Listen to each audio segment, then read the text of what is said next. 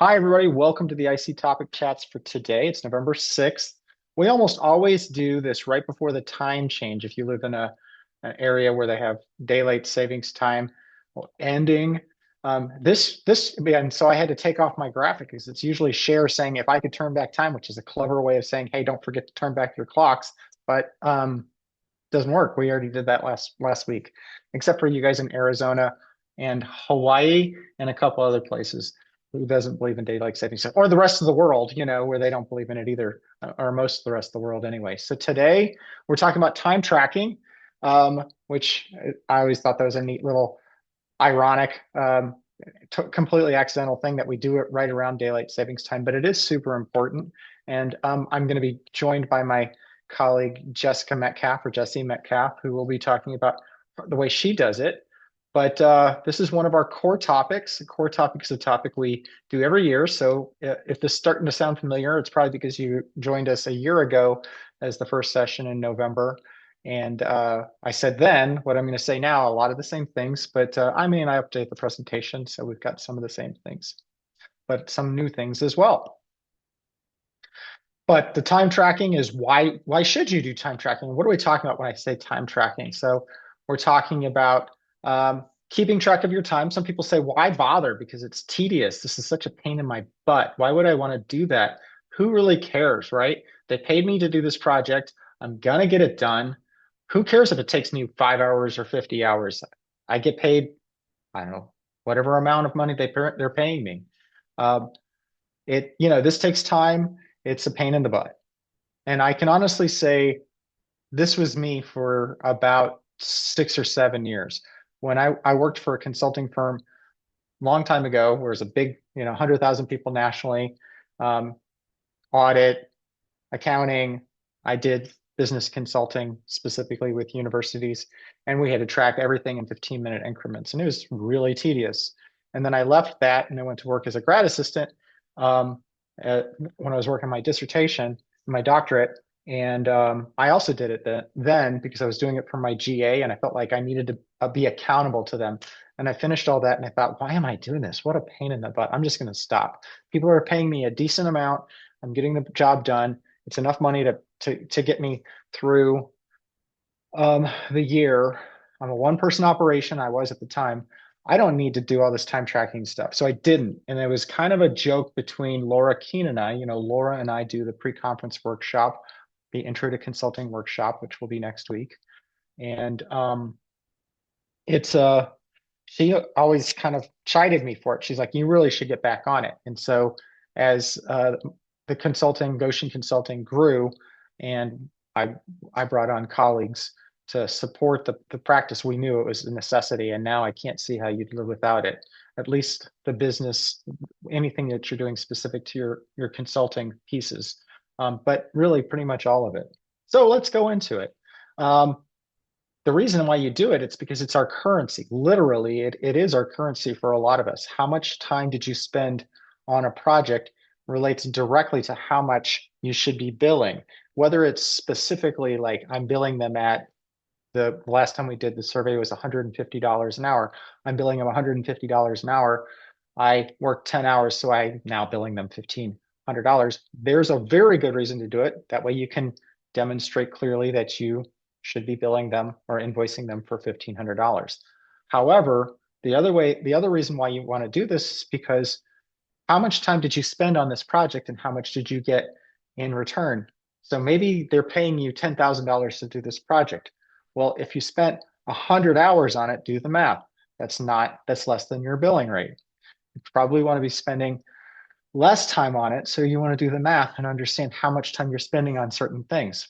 Also, the other main reason you want to think about tracking your time is because for scoping purposes. So if somebody says, I have X number of dollars, let's say it's $20,000 and you charge $200 an hour, how many hours can you afford to put on it? So you start to scope it out. Well, I need to do a focus group and I need to do this survey and I need to spend 2 hours a week on communication with this group. And then how much time do you have left? So this is the reason why you're doing that. And how do you know that? Because you went back and you looked at your other projects that you've already done that are similar to that. after you've been doing this for a while, you have a better understanding for how long it takes to do things because, well, you've been spending time studying your time and your effort on different types of projects. It's literally our currency. If you're not tracking your time, you don't have an understanding, you don't have a clear understanding for how much time you can spend on things in the future and how to scope things out. And I'm going to give you some examples in a second about why that's the case. Oh, wait a second. I have other notes. Let me look at my notes. This is also great for accountability for your clients. If they ever want to know, listen, I paid you for this amount of time. What did you do? If you ever need to go back and write a report, or most of our projects, we do quarterly reports along with our invoices. And we say, what did we do for the last quarter? We can pull those data out of our data reporting system and say, this is what I did. And we use that. Um, Let's see, planning and writing proposals. Yeah, like I was saying, it helps scope your time. Good for tracking recovery rates and finding efficiencies. To what degree can you do things faster? If you're, if you, particularly if you're in the first year of a project and you're gonna take time to do things. Well, next year I won't need to develop that survey, so I know the time I spent developing that survey last year, which you can code in most time tracking systems. You can pull that out and say, well, the administration may be the same, but the survey development, the brand new survey development will be different. All right. And I have a whole bunch of notes, but I'm not going to go there. Here's some of the time tracking tools that a lot of people use. But I can say overwhelmingly, when I talk to people about this, a lot of us are using Toggle Track or Toggle, which now it's called Toggle's gotten pretty popular. So they have different modules. Track is the module for time tracking. But these other ones are also good. And I believe that I'm going to pass this over to Jessica at a certain point. She's going to talk about her different software that she uses. But I'm just going to talk about Toggle or Toggle Track today. And I can't speak to much of these other things, but I can say most of us know how to use Excel pretty well. If you want to just avoid this whole thing with getting new software, you can do it in Excel. I did it for many, many years only in Excel. Toggle is free until you get beyond 5 people. So for most of us, it's kind of a no-brainer. Let's see. So I pulled some of my time. This is what Toggle looks like. This is just a screenshot from today, um, actually from last week. And you can see this is how I did my time. So when you look at this, I think you can see my mouse. I can't actually manipulate this because this is just a screenshot, but I would select a spot, like if I worked on Saturday from 8 a.m. and I could just scroll down and I could type something in right there. It's fairly simple and it shows some reporting and different things like that. So I'm going to go into another slide here. This is what the reporting looks like for all of our staff for the year and how much time did they spend on different things. You can see we we have some of our projects that are billable and you can place billable hours in there and perhaps what we should have been collecting. I don't spend a lot of time thinking about these amounts, so don't read much into that. But it's helpful to see how much time was spent on billable time versus non-billable time throughout the year. You can do a lot of different colors. There's, as you see on the left, you can manage things like projects. So what kind of projects are you doing? So we would have projects that are specific to administration or projects that are specific to our clients. So you see the clients here on the left. So clients would be different universities, different school districts. The members are the people that, that's what, okay, there we go. Members are our people who work with us. This is actually from last year. You can see this is interesting because they've updated their interface. This year, the left side is white, and last year, the left side was purple. They love the color purple there, I guess. You can assign billable rates to different individuals. You can assign billable rates to different projects. I don't ever take advantage of the invoices, so I don't actually have any idea what that looks like. We do all our invoices through QuickBooks. Whole nother conversation for another day. But we pull our, if we need to do anything with regards to time, we'll pull time out of this and we'll use this. And we usually will, I've actually used screenshots from direct or I'll download it as a report or export it, as you can see in the right. And we'll use this as support for the times that we do hourly. And then there's a lot of other things that I don't know much about, like goals and integration, but tags are very helpful because you may be working on client ABC's project, but within it, you might want to tag it, oh, I'm doing data entry today, or I might be doing focus groups. It may all still be within the same way you're looking at it. It's the same client, it's the same project, but you might have a tag for the specific kinds of tasks you're working on. And that can be helpful if you ever want to pull the report and look at the data later. All right, let's talk about some different questions we might have. So one that I've done for the past couple of years, and this was the point in time where I was like, oh my gosh, this is so great. The question was, hey Matt, how much do we charge for that STEM box program? Um, and I said, I don't know, maybe $800. That sounds about right, which was just a random guess. And I said, wait a second, how much time did you spend on it? So we pulled some data and we found out that it was about 15.75 hours. And we said, oh, wait a second, we should be charging, at the time our billing rate was 125, 16 hours, we should be charging $2,000. So that was a literal time when I said, hey, we should not be spending $800. We should be spending $2,000. So we charged them $2,000 and they said, okay, great, thanks. And so that was a literal $1,200 aha moment for me. And so this was a couple years ago. Our billing rate's a little bit different now, but the point was I shouldn't be charging $800 for a project when I should actually be charging 2,000. Here's an example from this week. This literally just happened. We had one of my colleagues come to me and said, hey, there's this school that wants to do this survey that we've got it all developed.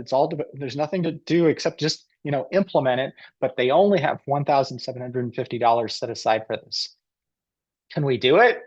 And I said, well, let's take a step back and think about it. Ironically, this always happens right before these presentations. It's like the stuff was planned for me. And I said, how much time did we spend on that last year? So I pulled the report, not sharing any information here, so you can't see anything specific to these people or to this project. Turns out we spent 84 and a half hours on it over the last 2 years, and we got paid $6,000. Do some math for me on a little bit there, but I can tell you it'll end up being somewhere around this number here is what we should have received. And we received $6,000. So maybe not the best use of time on that.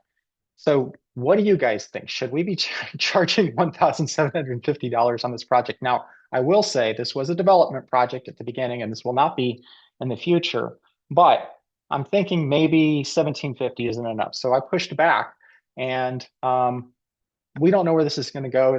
Literally, I pushed back yesterday, and I said, I think we can do it for 6,000, and we'll see where that goes. But they got right back to me and said, well, what's included for 6,000? So I was like, value-based moment. Thank you, Toggle Track. That was very helpful for me to be able to stop, think, and look at some actual data, these are the actual data that I pulled. All right, I've done enough talking. I want to get Jesse in on this. So this is my point where I say, hey, Jesse, what do you know about time tracking? So I'm going to stop sharing and I'm going to let her take over, and then we will have a little bit of a conversation after that. Go ahead, Jesse. You're welcome to share your screen now. Go ahead and do that and get into presentation mode. All right.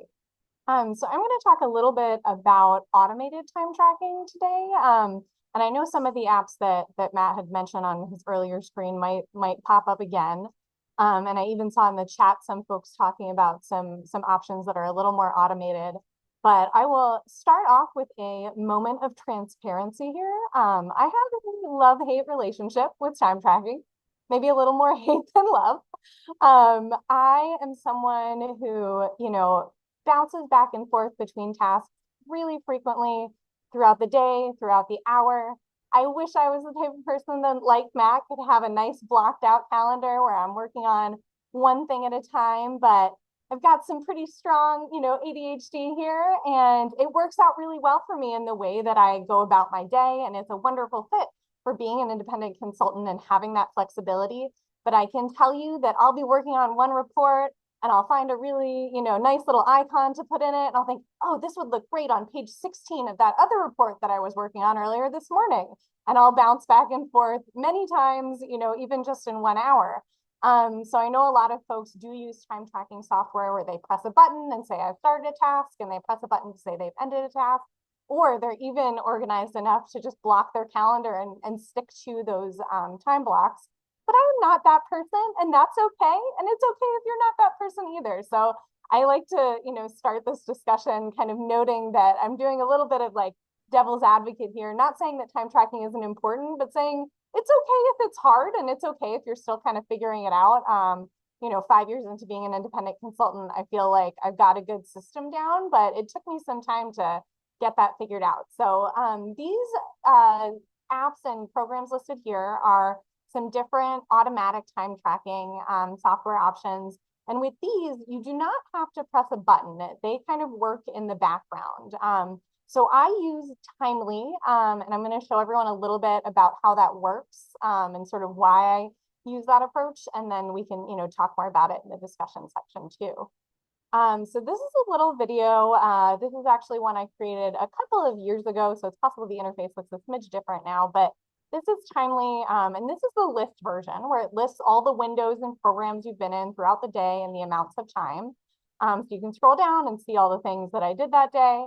And then it's going to shift to showing you the timeline version. And from the chaos on this timeline, you can see why I am someone who needs automatic time tracking, right? You can see that there's things opened up at the same time and bouncing back and forth between windows. Timely does a really good job not double counting your time. So it counts your active window. And, if you have something on one side of your screen and you move over to another file or document, it will only pay attention to the one that you've got live.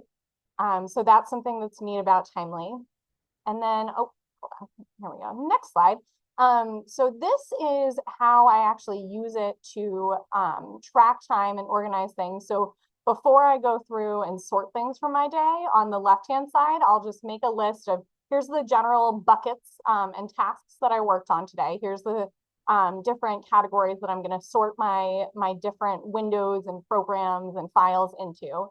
And then you can go ahead and grab things on the left, and I'll pull, okay, so for this report, I was using this PowerPoint, this document, this Excel file. I do try to be pretty organized in how I title my files. So I don't just say like survey data in my Excel file title. I'll say what survey it came from. So it's easy for me to see as I scroll through this list, what's supposed to go where. You can also use it for email. Emails sometimes, your subjects are not always as explicit, so it can get a little more wishy-washy with emails, and you might need to do a little bit more kind of paying attention when you're sorting your emails, but it does work for Outlook and things like that as well. For this particular example, you can see there's some invoices and things scrolling by. I was just sorting my billable time for this day, but I can also sort non-billable time for things like invoicing.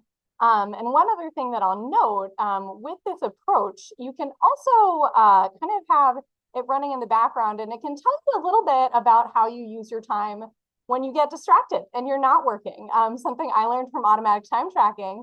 I live in Vermont in the winter. I am very focused on the snow forecast and whether things are going to go sideways because we're going to get a couple feet of snow.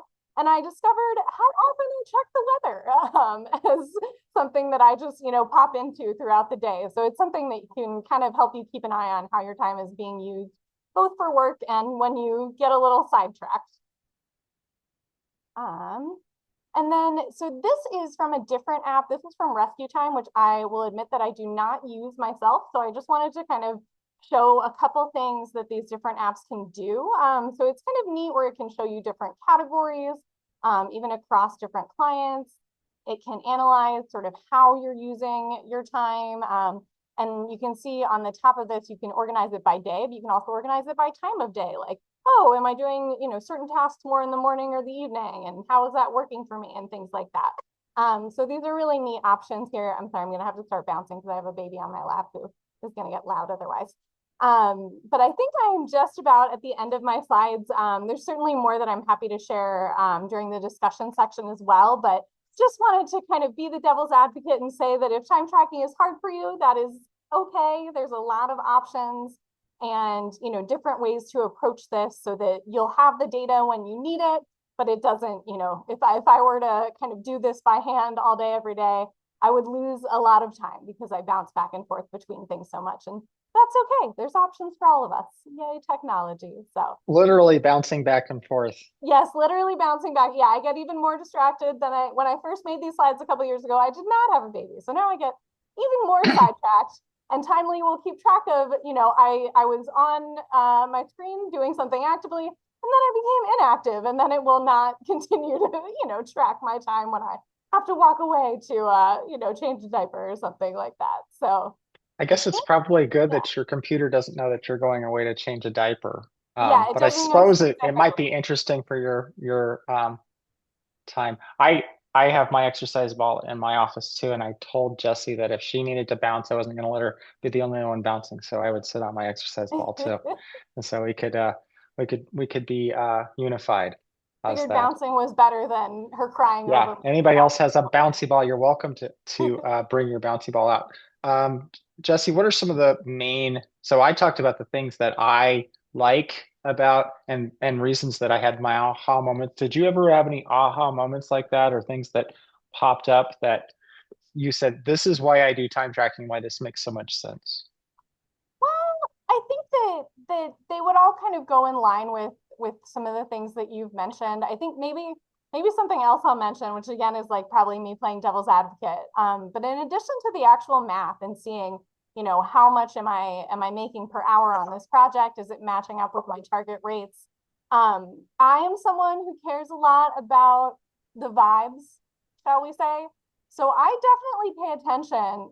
I might have a great margin on a project, but if it felt like a slog, if it was a client that was really hard to work with, and those hours were, really wearing on me in a way that other hours or projects weren't, that is something I pay attention to.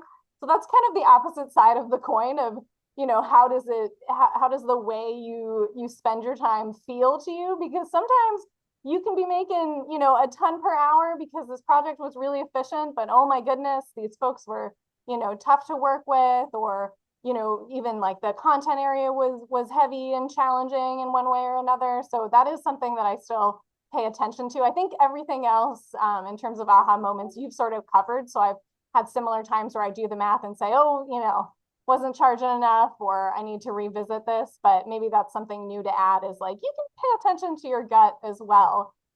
Even if the numbers work out, you can think about how projects feel for you, and that's okay too. Okay, well, this is a good time to break and get everybody in on this conversation. If you're listening to it and you guys are out in YouTube world and you're going to be out at AEA next week, come join us on Thursday night at Oak and Steel. We're going to have it's a firm owners party, a reception. It's together with some of our friends from Public Profit Via Evaluation, and I'm forgetting the last one, Valuation Plus Learning, something like that. But it's we will have this a party free to come and join us. I think that if you're here live, Emily Johnson just posted a link, or we'll repost it again as soon as I can figure out how to do that. Not talk and and try and paste things in the chat at the same time.